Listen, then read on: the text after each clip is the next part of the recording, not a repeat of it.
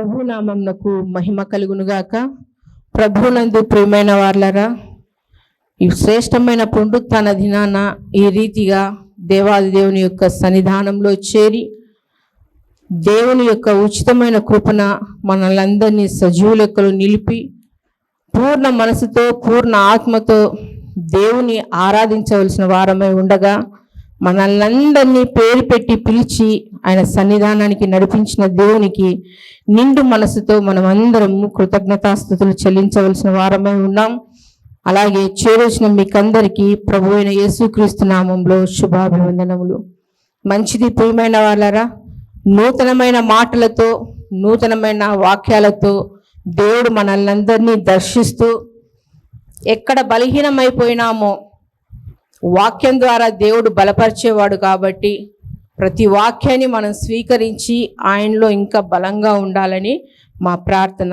ప్రియమైన వాళ్ళరా, ప్రార్థన గురించి మనం అనేకమైన మాటలను ధ్యానించి ఉండగా మరొకసారి ఈ రీతిగా దేవుడు మీ మధ్య నిలవబడి ఆయన మాటలు ప్రకటించుటకు ఈ దీనదాసాలు నిలబెట్టుకుని ఉన్నాడు.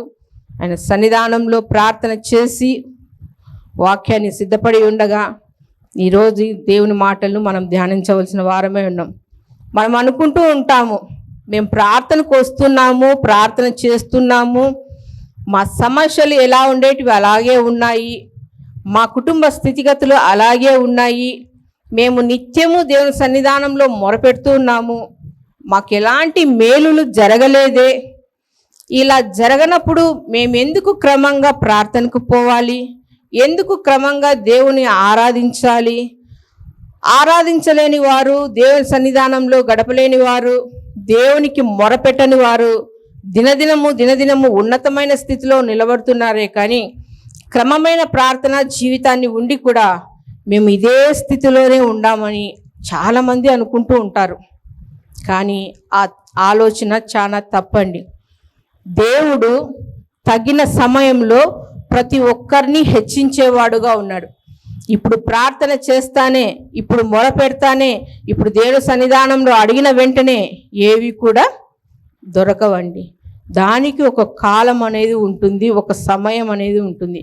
ఒక వ్యక్తి హెచ్చించడానికైనా, ఒక వ్యక్తి తగ్గు స్థితిలోకి ఉండిపోవడానికైనా కానీ కొంత సమయం ఉంటుంది. కాబట్టి ఆ సమయం కోసం మనం అందరము ఎదురు చూసే వాళ్ళంగా ఉండాలి. అంతేగాని కాకుండా దేవుడు మేము మొరపెడతానే మా ప్రార్థనకు చెవి యొగ్గలేదే, మాకు సమాధానం రాలేదని నిరుత్సాహంగా ఉండకూడదు. నేటి దినకాలము దేవాది దేవుడు మనతో మాట్లాడబోతున్న అంశభాగము ఏదనగా, దేవుని నమ్మిన నీకు ప్రార్థించుట వలన ఎలాంటి మేలులు కలుగుతాయి. దేవుని నమ్మిన నీవు ప్రార్థించుట వలన ఎలాంటి మేలులు కలుగుతాయి. ప్రార్థన చేయడం ద్వారా, షార్ట్లో చెప్తానండి, ప్రార్థన చేయడం ద్వారా కలిగే మేలులు ఎన్నో మేలులు ఉన్నాయండి. ఇక్కడ మోకరించి దేవుని వాక్యం ధ్యానిస్తున్న వాళ్ళు ప్రార్థన ద్వారా మేలు పొందుకుని ఉన్నారా, పొందుకోలేకున్నారా? ప్రతి చిన్నది కూడా, పెద్ద పెద్దవి కాదు కానీ చిన్న చిన్న వాటితోనే మన దేవుడు మనల్ని తృప్తిపరుస్తూ మేలులతో నింపుతూ వస్తున్నాడు. అందురీతిగా ఈ దినకాలం దేవుడు మనతో మాట్లాడుతున్నాడు. ప్రార్థన వలన నీకు మేలులు ఎలా కలుగుతాయి, ఆ మేలులు కలగాలంటే నువ్వు ఏ రీతిగా దేవుని సన్నిధానంలో మొరపెట్టాలి, నీ మొరను దేవుడు ఆలకించి ఏ రీతిగా నీకు సమాధానాలతో మేలులతో నింపుతాడో ఈ దినకాలం మనం ధ్యానం చేద్దాము. అందు నిమిత్తమై పరిశుద్ధ గ్రంథం నుండి క్రొత్త నిబంధన గ్రంథము యాకోబు రాసిన పత్రిక 5వ అధ్యాయము 15వ వచనము. విశ్వాస సహితమైన ప్రార్థన ఆ రోగిని స్వస్థపరచును. ప్రభు అతనిని లేపును. అతడు పాపములు చేసిన వాడైతే పాప క్షమాపణ నొందును. ప్రియమైన వాళ్ళారా, సమయం కొంచెంగా ఉంది కాబట్టి నాకు ఇచ్చిన సమయంలో ఏమాత్రం సమయాన్ని నేను వ్యర్థపరచక డైరెక్ట్గా వాక్యంలోనికి వెళ్తున్నాను. కాబట్టి మొదటిగా నీ ప్రార్థన ద్వారా నీకు మేలులు కలగాలంటే నీవు ఏమి చేయాలి అంటే విశ్వాసముతో దేవుణ్ణి ప్రార్థిస్తే మేలులు కలుగుతాయంట. మొదటిగా దేవుడు మనతో మాట్లాడుతున్న మాట మేలులు కలగాలంటే విశ్వాసముతో. అదే మనం చదివినాం కదా 15వ వచనంలో, విశ్వాస సహితమైన ప్రార్థన ఆ రోగిని స్వస్థపరచును. ఉదయకాల సమయంలోనే అనారోగ్యాల గురించి మాట్లాడుతున్నారే, మేము ఎక్కడ బాధల్లో రోగంలో ఉండామా, అనారోగ్యంతో ఉండామా అని అనుకుంటున్నారా? మానవ శరీరంలో ఏదో ఒక చోట ఏదో ఒక బలహీనత ఉండనే ఉంటుందండి. నేటి దినకాలంలో మనం తినే తిండి తీర్థాల ద్వారా, ఒకప్పుడు మన పెద్దవాళ్ళు వాళ్ళ పెద్దవాళ్ళు అయితే ఏమి తిన్నా అరగాయించుకొని పనులు చేసుకుంటూ ఉండేవాళ్ళు. కానీ మన కాలంకి వచ్చే కొద్దీ కొంచెం తిన్నా అరగలేని స్థితిలో ఉన్నారు. ఏవో ఒక బలహీనతలు వస్తున్నప్పుడు ఆ మాట ప్రకారంగా అంటున్నారు, విశ్వాస సహితమైన ప్రార్థన ఆ రోగిని స్వస్థపరచునని యాకోబు రాసిన పత్రికలో ఈ రీతిగా సెలవిస్తున్నప్పుడు, కొందరు వ్యక్తులు విశ్వాసంతో దేవుని సన్నిధానంలో ప్రార్థన చేస్తున్నారండి. ఆ ప్రార్థన జవాబు ద్వారా వాళ్ళు ఏమి మేలు పొందుకున్నారంటే, పరిశుద్ధ గ్రంథం నుండి పాత నిబంధన గ్రంథము యెషయా గ్రంథము 38వ అధ్యాయము 2వ వచనం చదువుదామండి. ఆ దినములలో హిజ్కియాకు మరణకరమైన రోగము కలుగగా ప్రవక్తయు ఆమోజు కుమారుడునైన యెషయా అతని యొద్దకు వచ్చి నీవు మరణమవుచున్నావు, బ్రతుకువు గనుక నీవు నీ ఇల్లు చక్కబెట్టుకొనుమని యెహోవా సెలవిచ్చుచున్నాడని చెప్పగా అతడు తన ముఖమును గోడ తట్టు తిప్పుకొని. చాలని మళ్ళీ కంటిన్యూ చేద్దాం. ఇక్కడ ఒక వ్యక్తి ఉన్నాడు. ఆ వ్యక్తి పేరు హిజ్కియా, రాజైన హిజ్కియా. తన తాత అయిన దావీదు దేవుని గూర్చిన ఆలోచన అయితేనేమి, దేవుని మందిరం గూర్చిన ఆలోచన అయితేనేమి, ఎంతగానో దేవుని పిచ్చిగా ప్రేమించే దావీదు ఒక మందిరాన్ని కట్టాలనే ఆశ కలిగినప్పుడు దేవుడు అన్నాడు, అయ్యా నువ్వు యుద్ధములు చేసి ఎంతో రక్తాన్ని ఓర్చి ఉన్నావు, నీ చేతులకు రక్తకుమారకలు ఉన్నాయి కాబట్టి నా పరిశుద్ధమైన మందిరాన్ని నీ ద్వారా నేను కట్టించుకోలేను. ఇదిగో నీ గర్భవాసంలో వచ్చే బిడ్డ ద్వారా నేను మందిరాన్ని కట్టించుకుంటాను అన్నప్పుడు దావీదు ఎంతగానో సంతోషపడి ఆ మందిరానికి కావలసిన ప్రతి సమస్తాన్ని, ధనమునైతేనేమి, బంగారైతేనేమి, వెండి అయితేనేమి, కర్రలైతేమి, సమస్తము దేవుడు అనుగ్రహించిన వాటన్నిటినీ సమకూర్చుకొని తన కుమారుని ద్వారా మందిరాన్ని కట్టాలని ఉద్దేశించినాడు. తన కుమారుడేవుడు సొలొమోను కాలం. సొలొమోను మందిరాన్ని ఘనంగా నిర్మించినాడు, ఘనంగా జరిగించినాడు. తర్వాత సొలొమోను యొక్క హృదయం గర్వించి దేవుని తట్టు కాక అన్యుల వైపు తిరిగింది. తన భార్యలు తన మనసును త్రిప్పేసినాడు, దేవునికి దూరం అయిపోయినాడు సొలొమోను. తర్వాత మందిరం గూర్చిన ఆలోచన, ఆసక్తి తర్వాత వచ్చిన వారికి ఎవ్వరికి అంతగా లేదు. కానీ వారందరూ బయలుదేవతలను, బలులను వాటిని అర్పిస్తూ దేవుని యొక్క హృదయాన్ని గాయపరుస్తూ వచ్చినప్పుడు దేవుడు ఎంతగానో బాధపడుతూ వచ్చినాడు.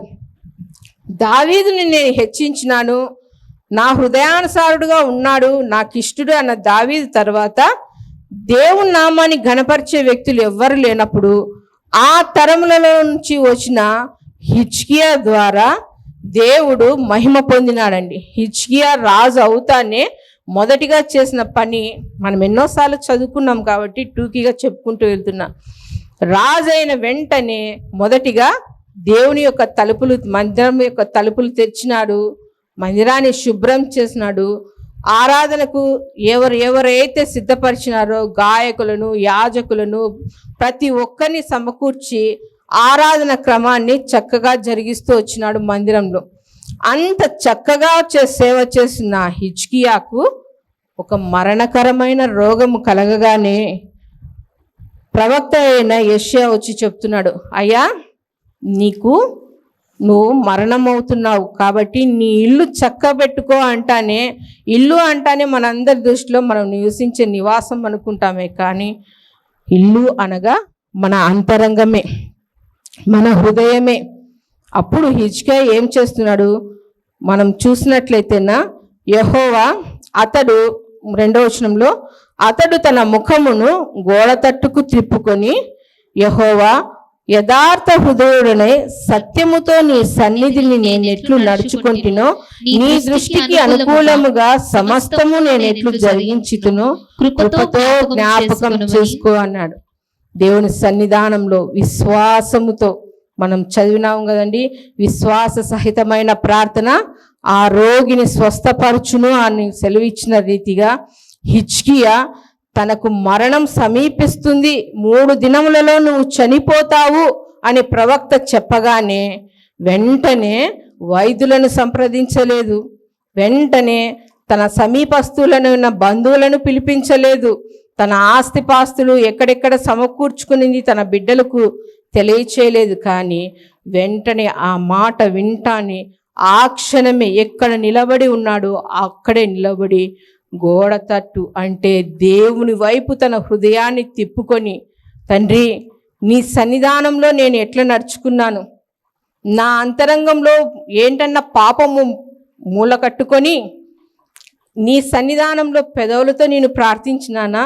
లేదు కదా. నా మనసు, నా హృదయము, నా అంతరంగము సమస్తము నేను ఎలా ఉండేది నీకు తెలుసు. యథార్థంగా నీ సన్నిధానంలో నేను ప్రార్థన చేసినాను, నీ సన్నిధానంలో ఏ రీతిగా మొరపెడుతూ రాజ్యాన్ని పరిపాలించినాను, నీ జనులను ఏ రీతిగా చూసినాను, ఇవన్నీ దయతో జ్ఞాపకం చేసుకో తండ్రి అని గోడ తట్టు తిరిగి దేవుని కన్నీటితో ప్రార్థన చేస్తున్నాడు, విశ్వాసంతో చేస్తున్నాడు. కాబట్టి ప్రియమైన వార్లారా, ఆ కింది వచనాలు చూసినట్లయితే వెంటనే దేవుడు ఆ ప్రార్థనను ఆలకించి హిజ్కియా జీవితంలో చేసిన మేలు ఏమి అంటే 15 సంవత్సరాలు ఆయుష్ కాలాన్ని పొడిగించినాడు. ఈ శ్రేష్టమైన ఉదయకాల సమయంలో దేవుడు నీతో నాతో మాట్లాడబోతున్న మాట ఏమిటంటే, నీకు అనారోగ్యమైనా కానీ, సమస్య అయినా కానీ, ఇబ్బంది కానీ, ఏదైనా కానీ విశ్వాసముతో నువ్వు దేవుణ్ణి ప్రార్థిస్తే, ఇంతవరకు యథార్థమైన హృదయంతో దేవుని తట్టు నువ్వు తిరిగి ప్రార్థించినావో లేదో కానీ ఈ ఉదయకాల సమయంలో దేవుడు నీతో మాట్లాడుతున్నాడు. దేవుని వైపుకి తిరిగి విశ్వాసముతో యథార్థమైన హృదయంతో దేవునికి నువ్వు మొరపెట్టినట్లయితేనా అది ఎలాంటి బలహీనత అయినా కానీ దేవుడు తొలగించి మేలులతో తృప్తిపరిచేవాడుగా ఉన్నాడు. హిజ్కియా దేవుని సన్నిధానంలో యథార్థమైన హృదయంతో విశ్వాసంతో ప్రార్థన చేసినాడు కాబట్టి తన రోగాన్ని బాగు చేసుకొని, ఇంకా ఆయుష్ కాలాన్ని పొడిగించుకొని, ఇంకా దేవునికి నమ్మకంగా సేవ చేస్తూ తన పేరును జీవగ్రంథంలో లిఖించుటకు కారకుడైనాడండి. అలాగే మనం చూస్తూ వెళ్తున్నట్లయితేనా విశ్వాసంతో ప్రార్థించిన వాళ్ళు చాలామంది ఉన్నారు. లూకాసు వార్త 13వ అధ్యాయము 11వ వచనంలో ఒక స్త్రీని దేవుడు స్వస్థపరిచినాడండి. ఆమె బలహీనతలలో నుంచి విడుదల ఎలా పొందుకొనిందో 13వ అధ్యాయము 11వ వచనంలో గమనిద్దాము. 18 ఏండ్ల నుండి బలహీనపరచు దయ్యము పట్టిన ఒక స్త్రీ అచ్చట నుండెను. ఆమె నడుము వంగిపోయి ఎంత మాత్రమును చక్కగా నిలవబడలేకుండెను. యేసు ఆమెను చూచి రమ్మని పిలిచి, అమ్మా నీ బలహీనత నుండి విడుదల పొంది ఉన్నావని ఆమెతో చెప్పి ఆమె మీద చేతులుంచగానే ఆమె చక్కగా నిలవబడి దేవుని మహిమపరిచెను.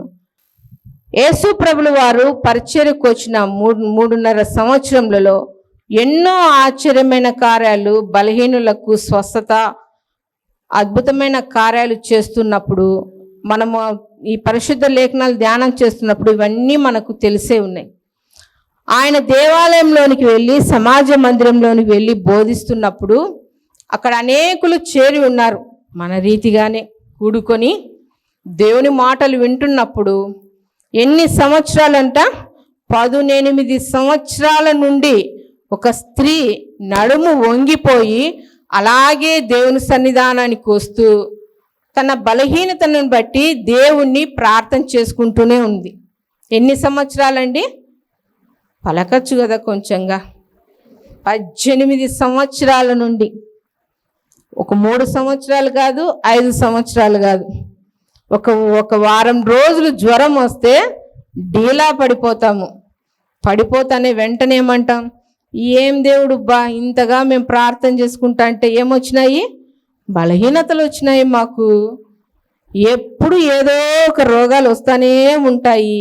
ఏం దేవుడు బా అని సనుక్కుంటారా, కొనుక్కుంటారా? రెండూ జరుగుతూ ఉంటాయి.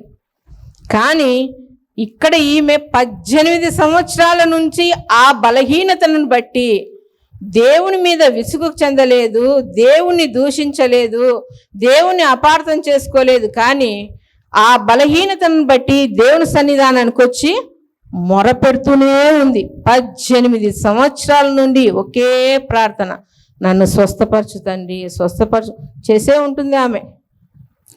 అంత బలహీనమైన స్థితిలో ఉన్న స్త్రీని యేసు ప్రభులు వారు చూసి చేతులుంచి, అమ్మ నీ బలహీనతల్లో నుంచి నువ్వు విడుదల పొందావు అంటానే 18 సంవత్సరాల నుంచి వంగుకొని నడుచుకుంటా ఇంటికి మందిరానికి వంగుకుంటా పోయే ఆమె ఒక్కసారిగా నిఠారుగా నిలవబడేలాగా ఆమె జీవితంలో అద్భుతం జరిగిందా? మేలు జరిగినాయా? మేలులు జరిగినాయి. 18 సంవత్సరాల నుండి బలహీనతల చేత ఎంతగానో బాధపడుతున్న స్త్రీ జీవితంలో ఆమె ప్రార్థించిన ప్రార్థనకు దేవుడు మేలు చేసినాడండి.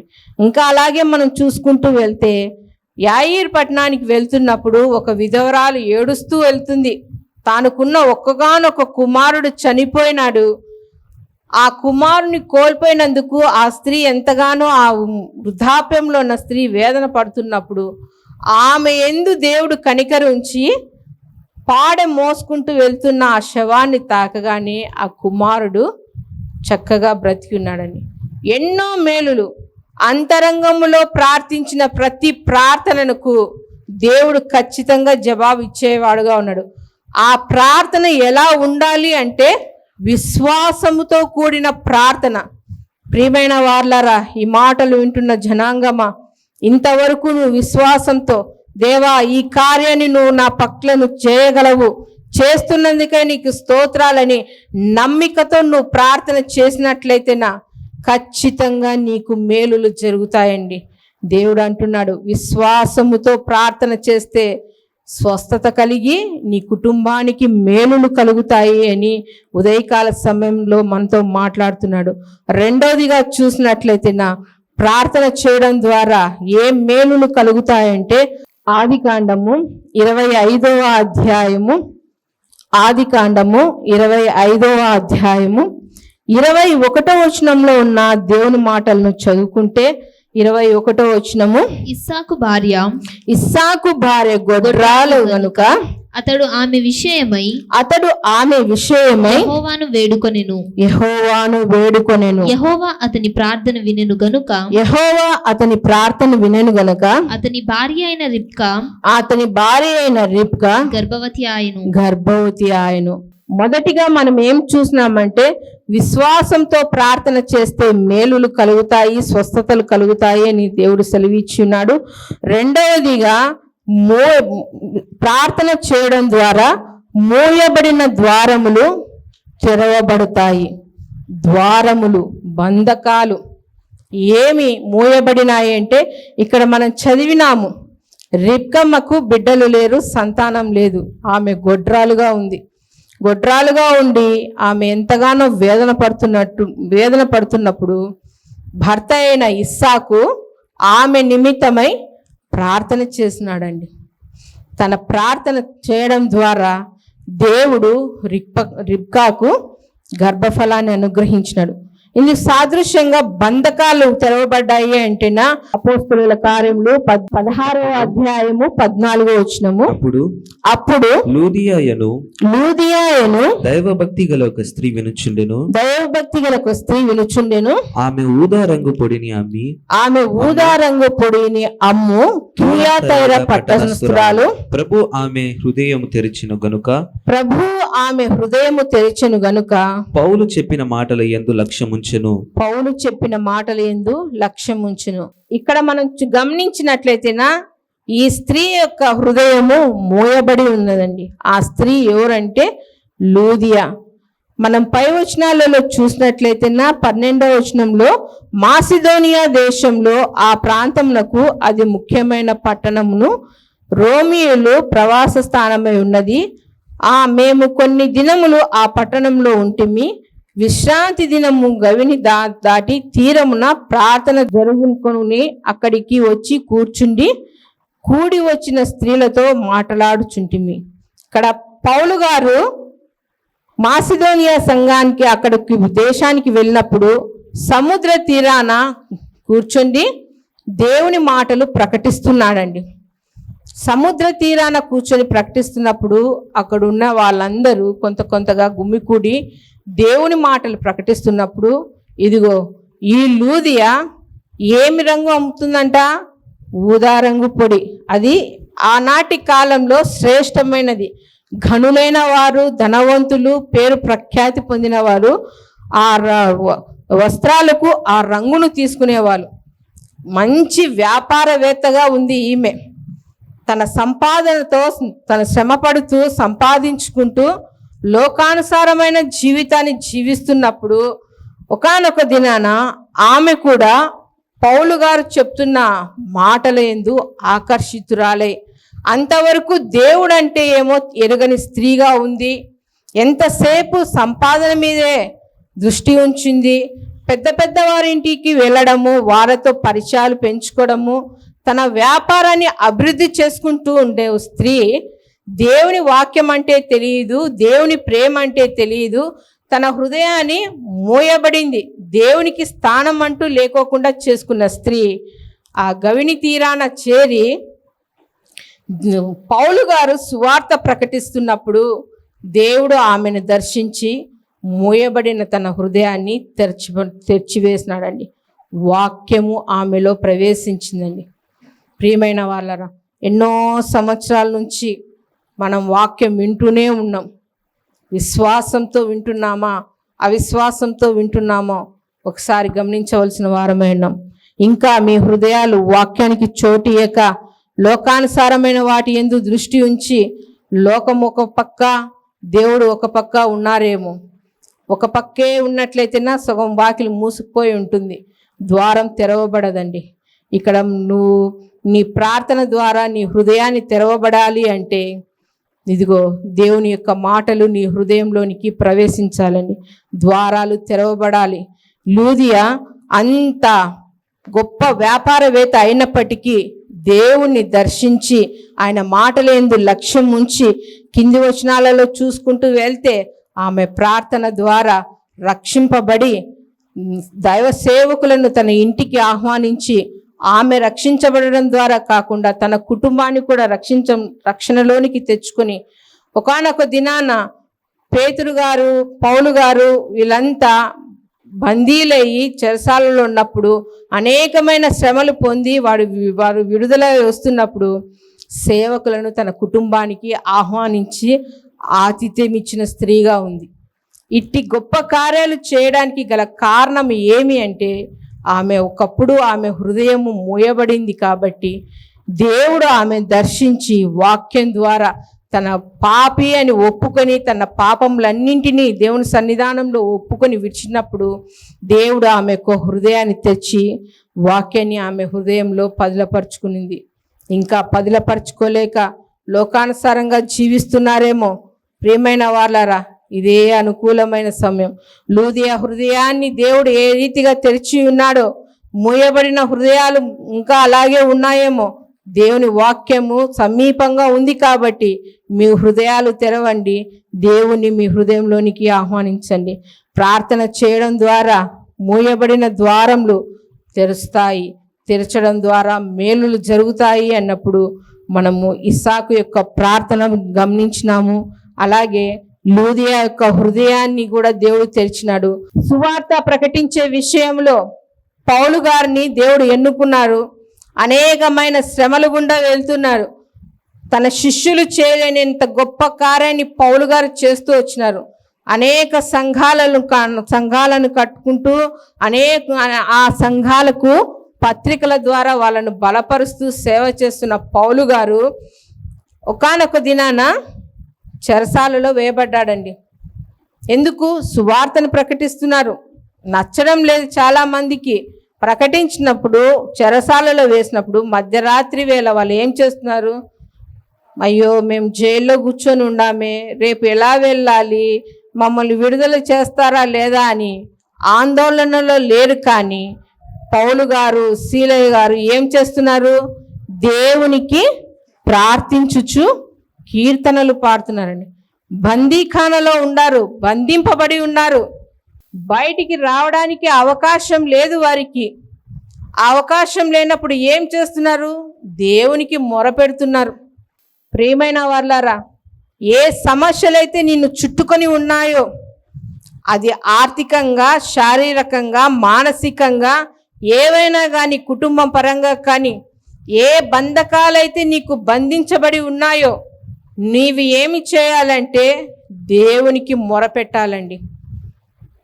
సమస్యను బట్టి అలాగే కృంగిపోతూ ఉండకోకుండా, దేవా ఈ సమస్య నన్ను చుట్టుకొని ఉంది, ఈ ఆర్థిక సమస్య నన్ను ఇబ్బంది కలిగి చేస్తుంది, ఈ సమస్యలో నుంచి నేను విడుదల పొందాలి అంటే నాకు సహాయం చేయనైనా అని ఎప్పుడైతే నువ్వు దేవుని సన్నిధానంలో మొరపెడతావో, పౌలు గారు కీర్తనలు పాడుచు దేవుణ్ణి ఆరాధిస్తున్నప్పుడు అకస్మాత్తుగా చెరసాల ఎలా బ్రద్దలైపోయిందో, వీళ్ళు పాటలు పాడుతున్నారు, దేవుని గణపరుస్తున్నారు.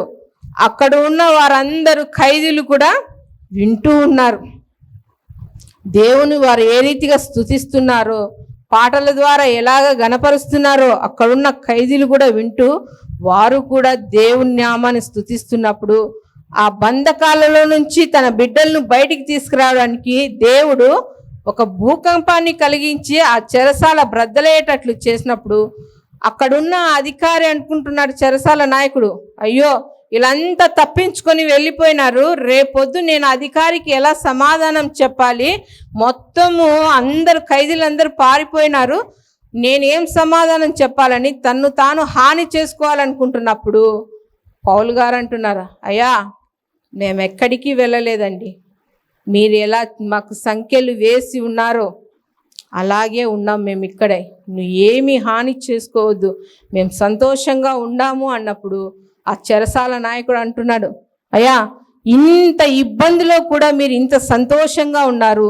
సంతోషంగా దేవుని ఆరాధిస్తున్నారు, ఆ సంతోషం నాకు కావాలి అన్నప్పుడు చెరసాల నాయకునికి సువార్తను ప్రకటించి చెరసాల నాయకుడు కూడా యేసు ప్రభువు వారిని తన సొంత రక్షకునిగా స్వీకరించున్నారు. ప్రియమైన వాళ్ళరా, ప్రార్థన ద్వారా బంధకాలు తొలగించబడతాయండి. మా చిరునామా దైవజనుడు బ్రదర్ ఓ రూబేన్ గారు, క్రీస్తు ప్రార్థనా మందిరం, డోర్ నెంబర్ 1-10-386, నగరిగుట్ట, పులివెందుల, కడప జిల్లా. మీ ప్రార్థన అవసరాల కొరకై సెల్ నంబర్ 9989067409.